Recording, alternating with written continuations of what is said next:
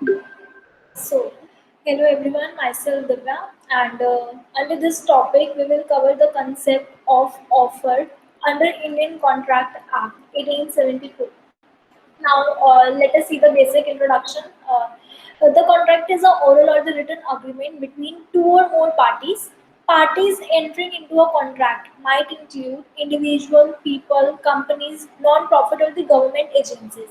The whole process of entering into a contract starts with an offer by one party and acceptance by the another party and an exchange of consideration, something of value. So contract का basic मतलब क्या होता है contract oral भी हो सकता है return भी एक अग्रीमेंट हो सकता है in the layman terms sorry in the legal definition contract means a legal agreement which is enforceable by the law so contract जो है it is entered between the two or more parties or the parties can be the individual people can be the companies or can be the non-profit or the government agencies जो whole process होता है contract का वो start होता है with a proposal or with the offer of something and on the other hand it includes the acceptance of the same thing और जब हम कोई हमें ऑफर करते हैं और उस चीज़ को हम एक्सेप्ट करते हैं तो उसके बदले में हम उसे कंसिडरेशन देते हैं समथिंग ऑफ वैल्यू तो ये तीन टर्म्स होती है जो पूरे कॉन्ट्रैक्ट में चलती है offer acceptance and the third one is consideration so now what is proposal or the offer? The entire process of entering into a contract begins with a proposal or an offer made by one party to the another, right? The proposal must be accepted to enter into an agreement. Proposal का accept होना बहुत जरूरी है. Now let us see the legal definition defined under section 2 clause of the Indian Contract Act which says when one person will signify to another person his willingness to do or not to do something with a view to abstain the assent of such person to such an act or abstinence, he is said to make a proposal or an offer. Moving forward to the features of a valid offer. First, the person making the offer or the proposal is referred to as a promisor or the offerer, and the person who accepts an offer is referred to as a promisee or the acceptor. Second, the offerer must express his willingness to do or abstain from doing an act. Only willingness is not adequate, or just an urge to do something or not to do anything will not be an offer. Third, an offer can either be positive or negative.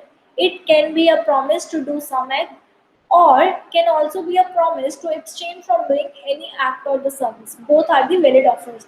कि एक promise वो भी हो सकता है कि हम इस एक्ट को करेंगे एक एक प्रॉमिस वो भी हो सकता है कि हम इस एक्ट को नहीं करेंगे तो दोनों ही पॉजिटिव और नेगेटिव दोनों ही कॉन्ट्रैक्ट्स होते हैं दोनों ही ऑफर होते हैं these are the valid offers now what are the elements of a valid offer here are the some essentials which make the offer valid.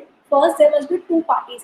तो there must be at least two parties to form a contract. किसी भी contract में enter करने के लिए दो parties तो होनी ही चाहिए एक अकेला इंसान खुद के साथ कॉन्ट्रैक्ट में नहीं आ सकता so there must be at least two parties or the parties can be the legal person as well as the artificial person second is every proposal must be communicated communication of the proposal is mandatory an offer is valid if it is conveyed to the offeree the communication can either be expressed or implied communication आपका express भी हो सकता है written or orally और can be implied भी हो सकता है by your gestures by your behavior by your conduct it can be communicated by terms such as word of mouth messenger telegram etc section 4 of the Indian Contract Act says that the communication of the proposal is complete when it comes to the awareness of the person to whom it is made कि communication of offer तभी complete होता है जब जिस इंसान के लिए वो ऑफर किया गया है जिसको हम वो ऑफर कर रहे हैं जब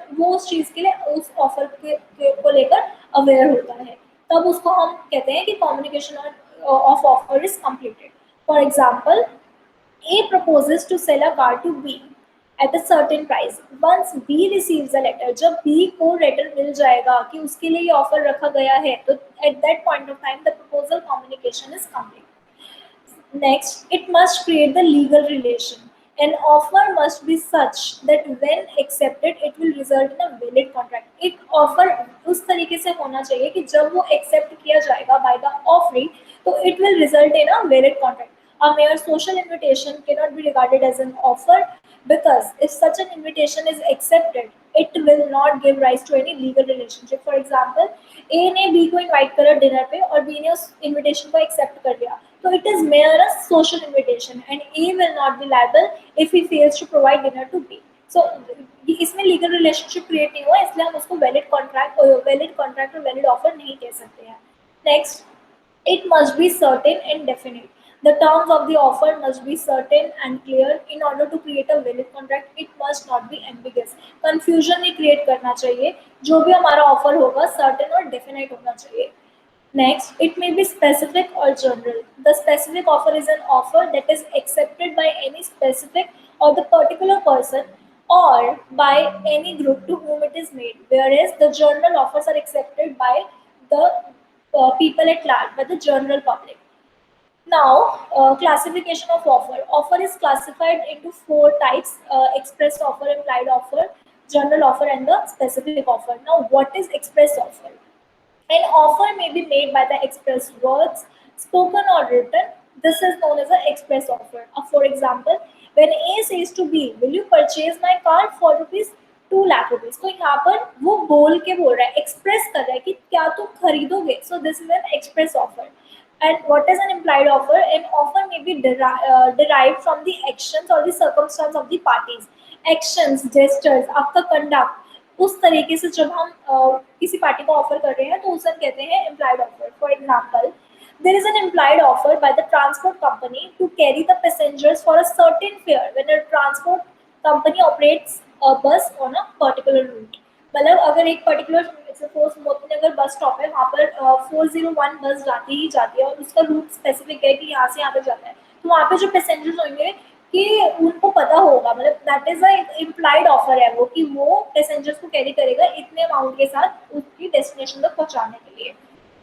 Next is a general offer. A general offer is not made by any specified party. It is one that is made by the public at large. जो कि general public के लिए होता है, ये किसी particular person या particular specific person के लिए नहीं होता है. और any member of the public can therefore accept the offer and have the right to rewards or consideration. इसलिए large public में से कोई भी person जो है उस offer को accept कर सकता है और उस offer के acceptance के लिए उसको reward या consideration दिया जाता है. For example, A ने advertisement दिया न्यूज़पेपर में कि जो whosoever will find my missing son or a daughter would be rewarded with 2 lakh. तो भी एक पर्सन था जिसने उस न्यूज़ को रीड करके और उसने उसके बेटे को ढूंढा. तो यहाँ पर जो न्यूज़पेपर में प्रिंट हुआ है वो एक जनरल पब्लिक के लिए था, किसी स्पेसिफिक पर्सन के लिए नहीं था, तो that is a general offer. और जब उसने ढूंढा तो he is entitled to pay rupees 2 lakh for his reward. Now next is specific offer. It is the offer made to a specific person or a group of persons and can be accepted by the same, not anyone else. जिसने वो offer को accept जिस बंदे के लिए वो offer किया गया है वो ही इंसान उस ऑफर को एक्सेप्ट कर सकता है और कोई नहीं कर सकता है. फॉर एग्जाम्पल, मैंने ऑफर किया है बी को अपना घर बेचने के लिए 1 लाख रुपए का, तो बी ही एक्सेप्ट कर सकता है. बी के बिहाफ पर सी उस ऑफर को एक्सेप्ट नहीं कर सकता. So this is the specific offer which is for the particular person. Now, what is the difference between the general offer and the specific offer? General offer is made to the whole public or world at large, whereas the specific offer is made to the some specific person. General offer can be considered by any person. कोई भी person consider कर सकता है और जो और कोई भी उसे accept कर सकता है. Whereas in the case of the specific offer, it can be accepted only by the specific person, only by the person to whom such offer is made. सिर्फ वही उसको accept कर सकता है, not someone else.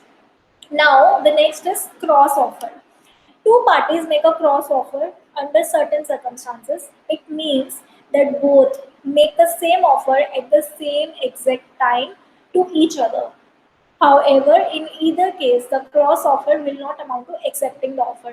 For example, मैंने B को offer किया कि मैं फॉर द सेल ऑफ मेरे घर बेचने के लिए 5 लाख रुपए के लिए, और उस टाइम पे किसी भी नॉलेज की वजह से बी ने उस पर ध्यान नहीं दिया और 2-4 दिन बाद बी ने मुझे ही ऑफर करा मेरा घर खरीदने के लिए 5 लाख रुपए के लिए. तो this is a cross offer. जब आप एग्जैक्ट सेम टाइम पर एक दूसरे को ऑफर कर रहे हो तो इसमें एक्सेप्टेंस की जरूरत नहीं होती है.